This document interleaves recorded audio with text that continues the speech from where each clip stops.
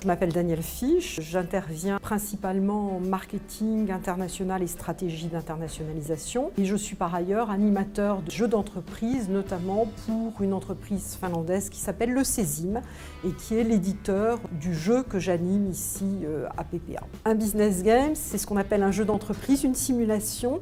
C'est permettre aux étudiants de gérer une entreprise dans un environnement virtuel concurrentiel. C'est extrêmement intéressant pour les étudiants parce que ça leur permet de voir toutes les fonctions de l'entreprise et surtout de voir la transversalité entre ces fonctions. Ça leur montre aussi que même quand on se spécialise, eh bien, il faut absolument avoir une très bonne connaissance de ce qui se passe à côté. Donc les étudiants qui aiment bien le marketing et détestent la gestion, ça leur montre qu'on ne peut pas être complètement ignorant en comptabilité quand on fait du marketing. Les étudiants vont être amenés à prendre ce que l'on appelle des décisions, c'est-à-dire qu'ils vont prendre des décisions marketing, financières, de production, etc.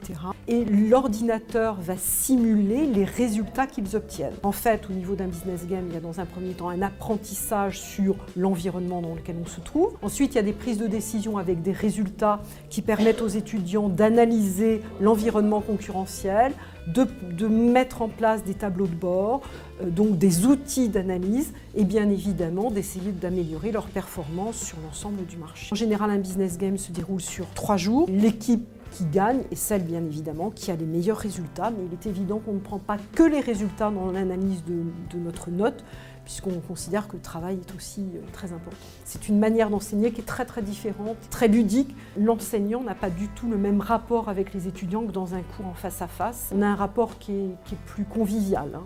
C'est très agréable dans l'enseignement. Personnellement, ça fait 3 ans que j'anime le business game à PPA et globalement, les business games se passent très très bien.